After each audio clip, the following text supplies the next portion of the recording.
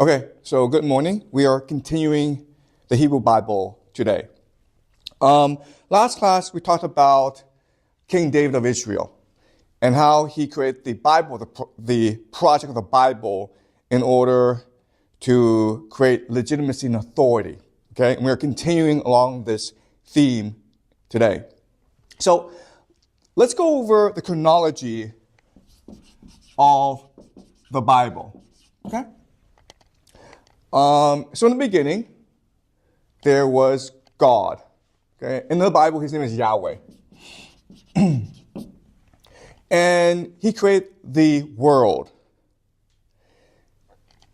And then he created Adam and Eve in the Garden of Eden. And people who take the Bible literally believe this was about 4,000 BC, okay? As we know, Adam and Eve, because they disobeyed God, they were banished from the Garden of Eden. And then they had two sons, Cain and Abel, and then their family started to populate the earth. But then humans started to misbehave. We went to war. We were greedy. And so God decided to destroy the world in something called the Great Flood. And this is a story of Noah's Ark. Remember, Noah was beloved by God, so God told him to build a great ship, and then he will be able to live. Okay? After Noah's Ark, came along a man named Abraham, and this was about 2000 BC. Abraham was born in the city of Ur in Mesopotamia, and he was beloved by God because he was a righteous and decent man. And God made a covenant with him. Covenant. And a covenant is a contract. It's a promise. And the contract is this.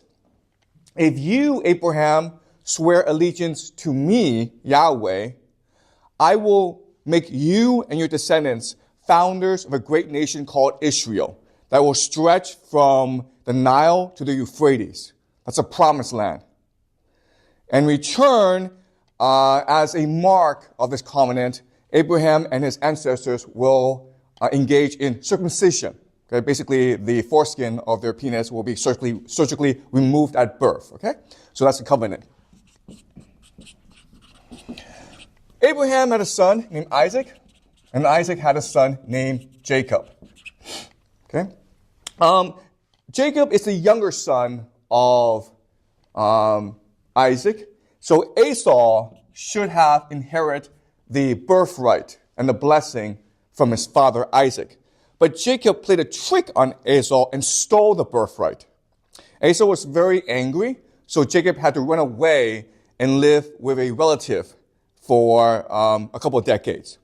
And while there, he married two sisters named Leah and Rachel.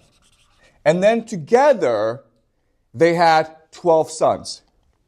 And the 12 sons became the 12 founders of the 12 tribes of Israel. Jacob will be renamed by God as Israel.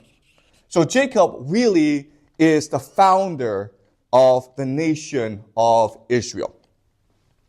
Jacob's youngest son is named Joseph.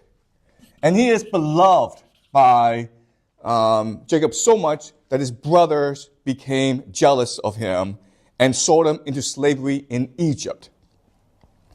Joseph was also beloved by God, and he had a special gift of reading dreams. And he became a special advisor to the Pharaoh, and he became very wealthy.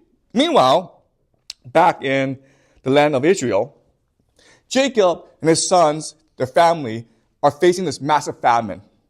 So Joseph comes and rescues them, and the entire nation of Israel moves down to Egypt, okay, where they become very wealthy and prosperous. And because they have many children, eventually, after a couple of decades, they become a threat to the establishment. So the new Pharaoh, who has no memory of the contributions of Joseph, enslave the Israelites. and he wants them to die. So he basically forbids them to have sons, and he basically tries to sanction the Israelites as much as possible. Eventually, a man named Moses is born into the Israelites in Egypt. And because he's a boy, he has to be killed. So his mother puts him in a basket, and then this basket drifts down the Nile and into the hands of an Egyptian princess. So Moses grows up to become an Egyptian prince. But eventually, God informs him of who he really is, and he's the prophet who will deliver the Israelites back into the promised land. The Pharaoh refuses to let the Israelites go. There's a major contest, duel between Moses and the Pharaoh. And then God sends down like 10 plagues, 10 plagues, to force the Pharaoh to release the Israelites. Moses is taking the Israelites into the promised land. And then Pharaoh has a change of heart, and he wants to destroy the Israelites before they can escape. So the Pharaoh chases them. Moses causes the sea to part. They cross the valley, and when Pharaoh and his army are about to enter the sea closes in on them and drowns them. Okay? And then when Moses and the Israelites are in the desert, Moses ascends a mountain to receive the law of God. And this is what we call the Ten Commandments. But while Moses is away, the Israelites create an idol to celebrate Yahweh. And Yahweh hates this because Yahweh does not want to be represented on earth. So Yahweh sentences them to a long exile in the desert. And he tells Moses, you will deliver the people from Egypt, and that is your mission, but you will not enter the promised land. You can see the promised land, but you will not enter the promised land. So the mission goes to Joshua, who is Moses' disciple, and Joshua and the Israelites start a massive military campaign into the land of Canaan, which is a promised land. And over the span of years, they basically massacre the people, and they create the nation of Israel. And then we enter the period called the Judges. And these are 12 individuals who become the tribal leaders of Israel. And Israel at this time is at war with all their neighbors, the Moabites, the Edomites, the Philistines, the Canaanites. And this period lasts for a long time until the Israelites pick a king named Saul to lead them. Okay, King Saul. And then as we know from King Saul will come David, who will usurp the throne from Saul and be the great king of Israel that we remember today, okay? And David is considered the real founder of the state of Israel as well as the Jewish faith. Okay? So that's the chronology of the Bible.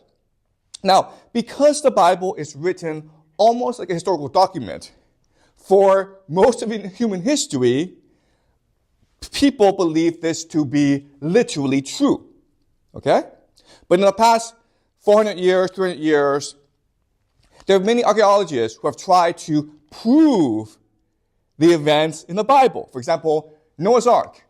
If there really was a flood, well, there will be a geological record. There will be a ship.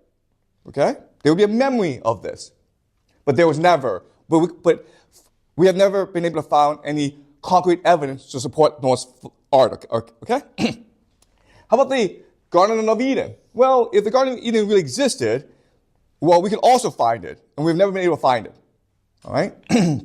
How about Abraham, Isaac, and Jacob? Again, no evidence that any of these individuals ever existed. How about Moses? Well, we would think if Moses really did exist, there would be some records of him in the Egyptian history, right? I mean, 10 plagues is a travesty and a disaster on the Egyptian people. No record of that. The parting of the sea, no record of that. The Judges, Joshua, Nothing, okay? It is only until we get to David when we begin to see historical records and proof that David actually existed. But before that, nothing in the Bible has proven to be historical. Okay, and so this is very confusing. So what I will show you today is, if you see the Bible as a historical record, you will only get confused. If you see this as a chronology, this makes no sense. If you see this as a work of fiction, like a lot of people do, this doesn't make much sense either, okay? Because when you read the Bible, these events aren't actually interconnected with each other. David has no memory of Moses, for example. That's weird. Moses has no memory of Abraham. Okay, so these stories are not interconnected. So if this is not a historical record, if this is not a work of pure fiction, what is this thing? Okay, what I will show you today is, this is not a chronology. This is a cosmology. Cosmology. Okay?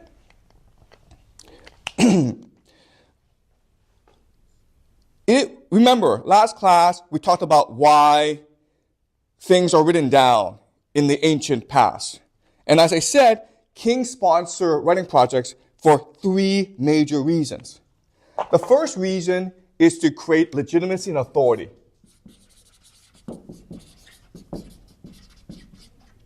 The second reason is to create a national identity, cohesion among the people.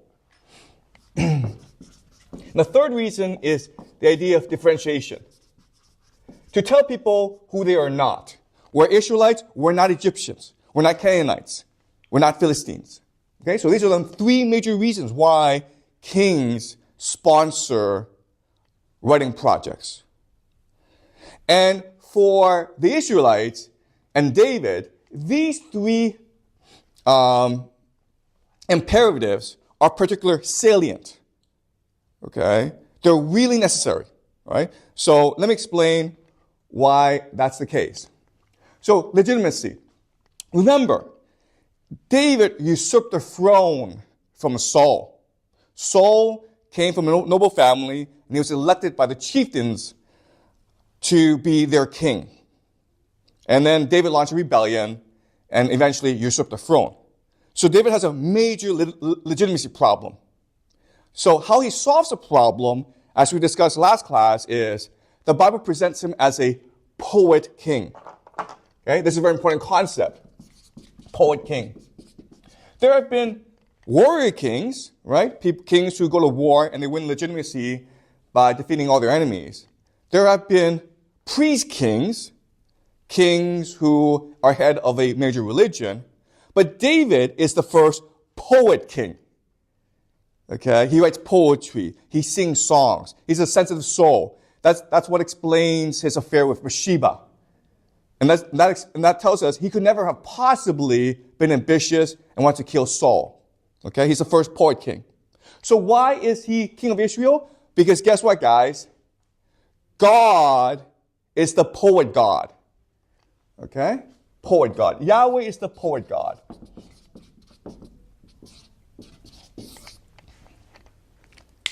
So this is a radical conception of divinity in the ancient world. Gods previously have been priests or warriors, and this is the first time in human history where God, Yahweh, is being presented as a poet God. When you read the Bible, it's very interesting how he creates the world. He speaks and things are created. Okay? He says, "Let there be light. Let there be heaven and earth." He speaks. And when he speaks, a new world is created. And then he looks at this world and says, "And this is good." Okay? So he's like a writer who speaks words and then who edits his words in order to create something much more beautiful. He's a poet. And as a poet, he's very sensitive. Okay? Which means he creates Adam and Eve because he's lonely. He wants friendship. Okay? So, in other words, the Bible is fundamentally a story of friendship, of two poets who are alone in the world and who found friendship and comfort in the existence in each other. Okay? And the way the Bible accomplishes is through the idea of covenant. So in the Bible, there are 4 covenants, promises. So the first covenant is between Noah and Yahweh. It's what we call the Noahide covenant, the Noahide covenant. And the idea of this is this. After Yahweh destroys the world, he feels tremendous remorse for what he's done. And he promises Noah, as long as humans are not too evil, I will not destroy the world. Okay? If humans stay good, I will not destroy the world. The second covenant is between Abraham and Yahweh. It's called the Abrahamic covenant. And in this covenant, Yahweh says to Abraham, if you and your descendants stay true to me, I will create a great nation out of you. Okay, I will give you the nation of Israel. And the third covenant is between Moses and Yahweh. It's called the Mosaic covenant. And the idea is, if the Israelites follow the 10 Commandments and worship Yahweh, only Yahweh, then Yahweh will protect them as a nation. Yahweh will show them favor. Okay?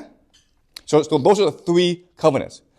But when we get to David, called the Davidic covenant, something interesting happens. All 3 previously are what we call conditional covenants. If you do this, then I will do this. But when we get to David, it's unconditional. I, Yahweh, will promise that you, David, and your descendants will forever rule Israel. The house of David will forever rule Israel. Okay? It's an unconditional covenant that shows his everlasting friendship with David. In other words, the Davidic covenant marks the end of biblical history. Yahweh, this great God, poet God, who searched the universe for friendship, has now found his great friend in David. And so his search has ended, and biblical history has ended. Okay? So this is a radical new idea in human history, how a king and a god can be poets, and how the world, how reality can be constructed through words. Okay? And that's why in the Bible, there's a very famous phrase called, in the beginning, there was the Word. And that's why Jewish people are so literary, okay? Because that's part of their tradition. If you look at some of the most famous writers, some of the most famous thinkers in the world, they're mainly Jewish. And again, a lot of it is because the Jewish faith is the first faith to focus on literary creation.